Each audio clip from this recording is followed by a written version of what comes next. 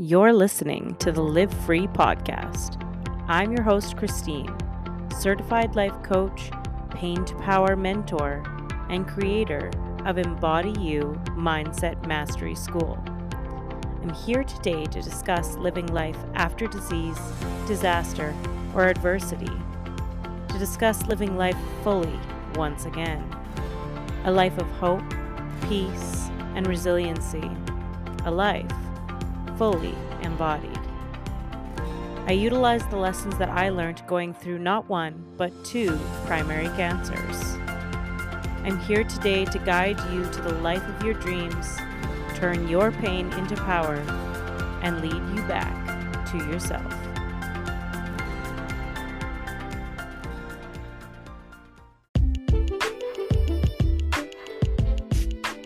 Hello and welcome to another episode of the Live Free podcast. Today I want to talk about how self-help can sometimes have a paradoxical effect and how to escape that undesirable effect that could or could not be helping you. So my disclaimer is that I do not dislike self-help, obviously, based on everything that I give out, that I provide, that I create for people with them in mind.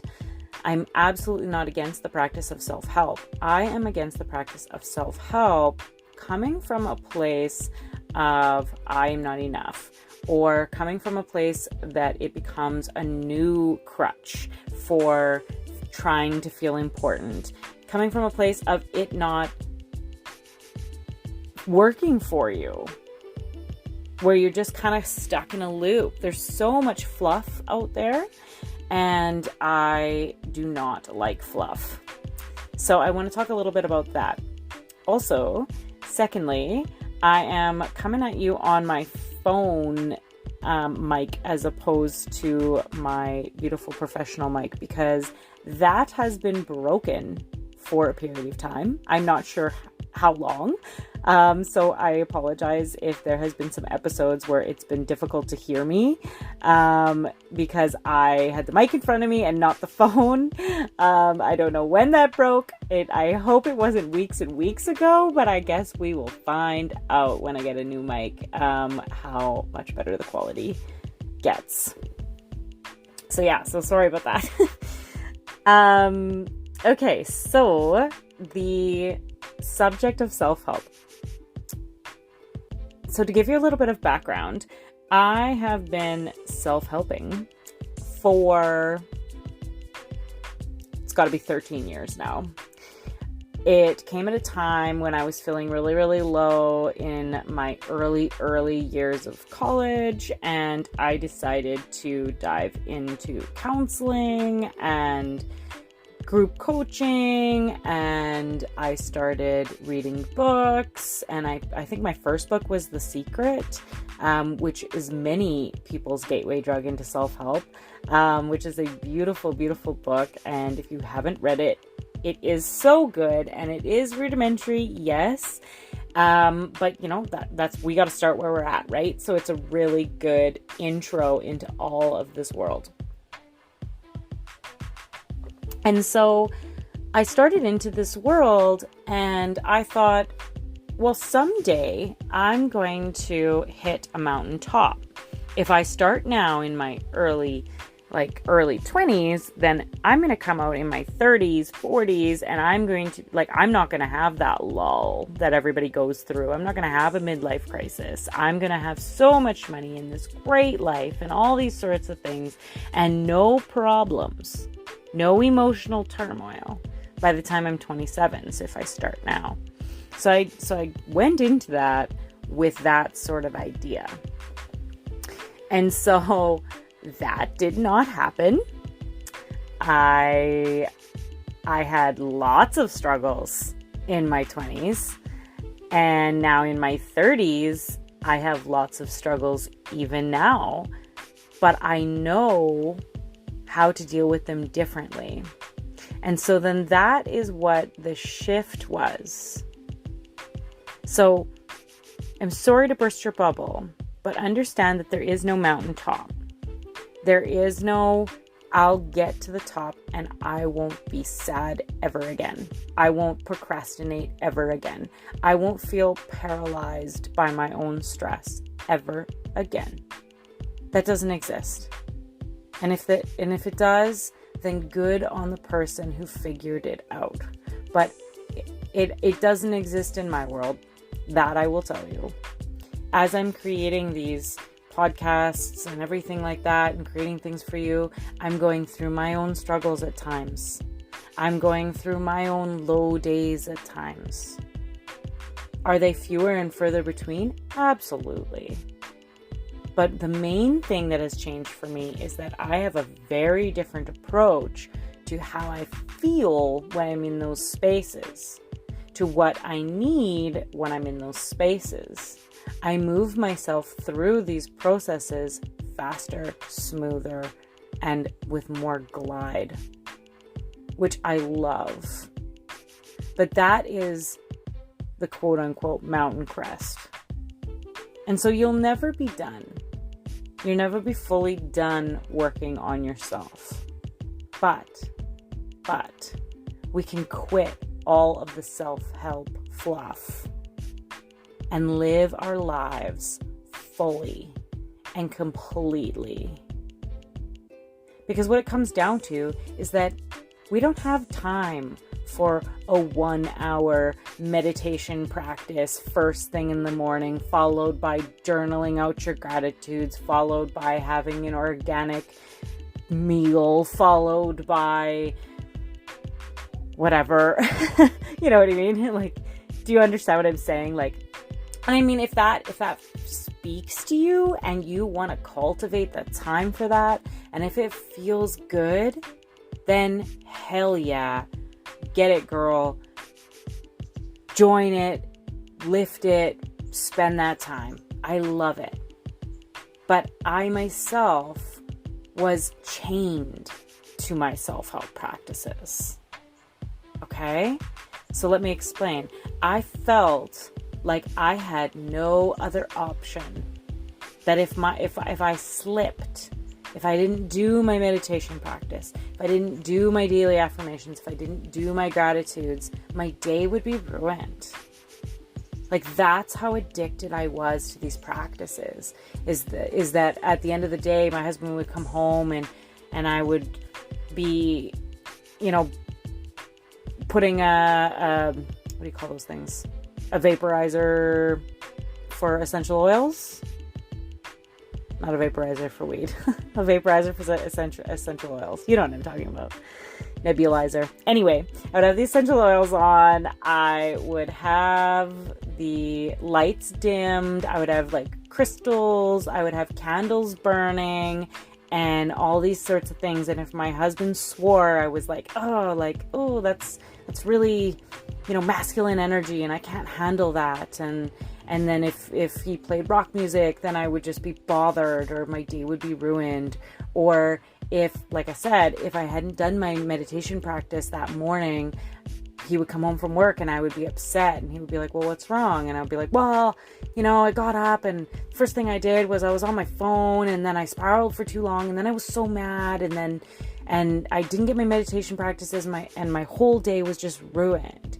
And so a lot of these self-help practices became a chain for me because they became the necessity in order for me to have balance.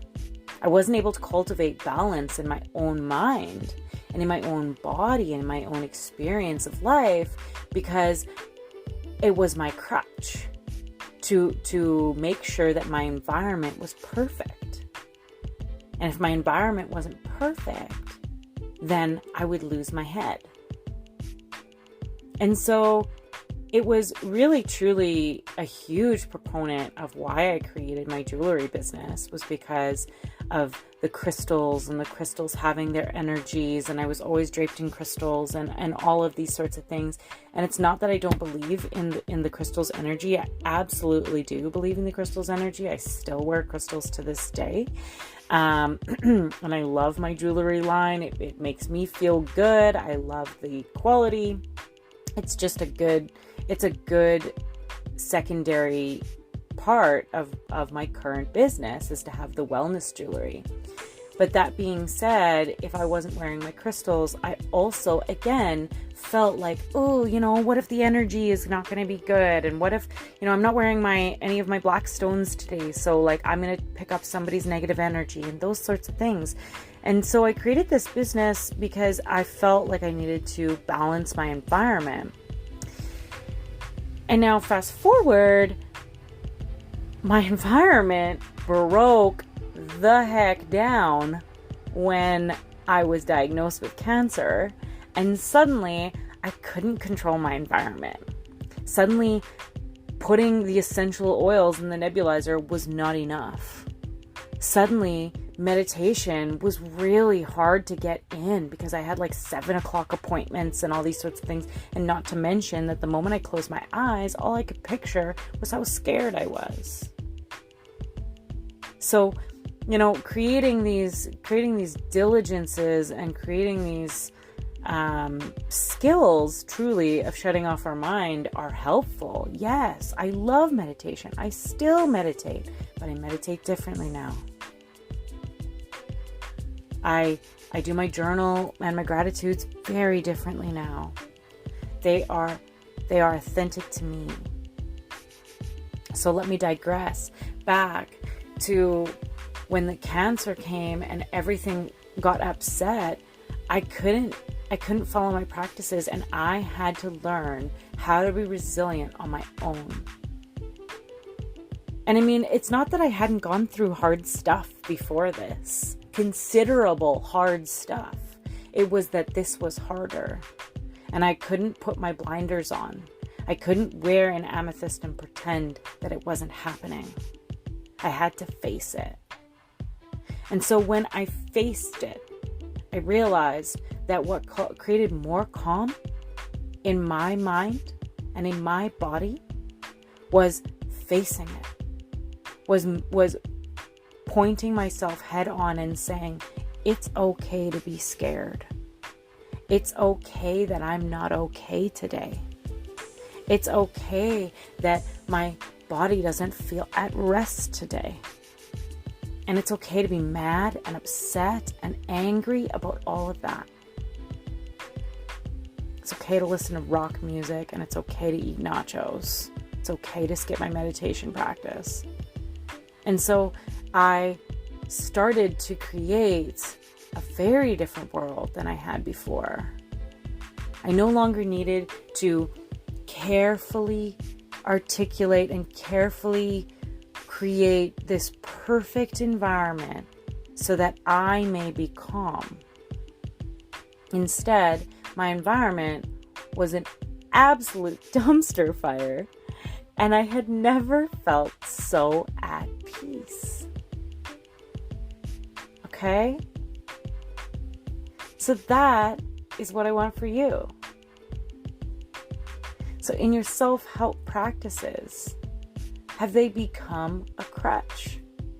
Do you need to carefully articulate every single part of your day?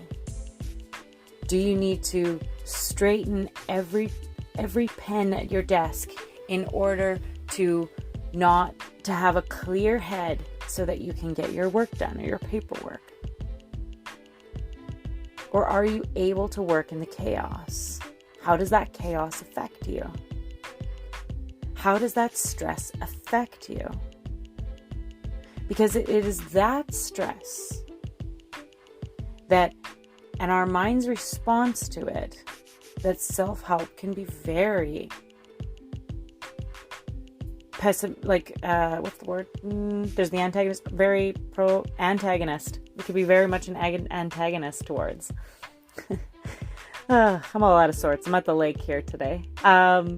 But yeah, so it can be the antagonist in your story, because suddenly if you don't do your self-help, then everything falls apart. You see? So I don't want that for you.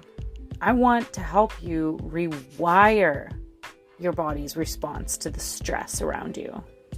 To rewire the way that you handle your day-to-day life.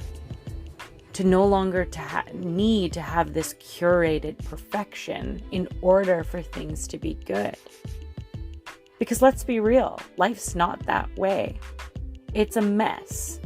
It's messy when we have kids. It's messy when we have a job. It's messy when we have all the things. And yeah, you can denounce that. You can live off the land and live in a tiny house in the middle of nowhere, and you can denounce it all. Yeah. And the people that do, it's extraordinary, and I have so much respect for them. But for those of us who have chosen to stay in the material world, we need to find a better way to deal with this shit. Because it's a dumpster fire. So, fast forward to the way that I do my practices now. Yes, I still meditate. But I meditate while walking in nature, because that makes me feel good. Yes, I do my gratitudes. But I do my gratitudes when I have an inspired moment by talking with you. The things that I'm grateful for. By sharing that light with another person, because it makes me feel good. I like guided meditations. I don't like shutting off my brain. I want to follow somebody else's. So that's what I do. The things that I used to do because I felt that I needed to, or that I had to, they have changed. They have changed so much. And so how can we create in you a more authentic version of self-help? Because like I said, the work is never done, ever. You are always going to be working on yourself if you want to have a good life. And I'm going to repeat that. You are always going to be working on yourself if you want to have a good life. If you want to live a life where you wake up every day and you're on autopilot until the weekend, then you numb over the weekend so that you can get through the next week, feel free to turn off my podcast. Feel free to never buy any of my courses. But if you want to create a life that you are happy to wake up to, then work on yourself. Cultivate that. Is it always easy? No. But is life? No. So what's the point? You know what I mean? Why would we bother working on ourselves? Well, because life's also hard. We don't have time. Okay. Well, you don't have time for the super stressful things that happen to you either.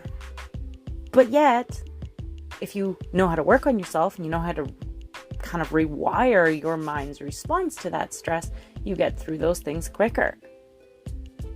And when you don't, at least you have compassion for yourself. So you're not layering the fact that you didn't get anything done with guilt and shame. So this is the work, my friends. This is truly the work.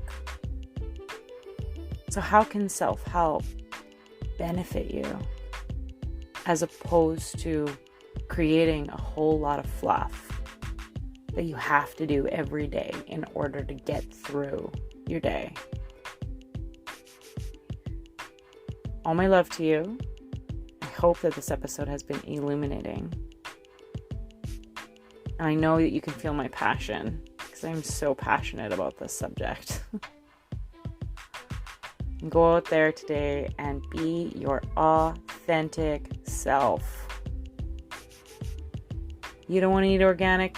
Don't. Should you eat healthy? Yeah, probably. But, we'll get there. You don't want to listen to meditations? Don't. Should you take care of your mind? Yeah, but what's your authentic version? You don't want to journal every day? Don't. Should you find a way to express your innermost thoughts in some way? Yeah, you should. But what's authentic to you? All my love, you guys.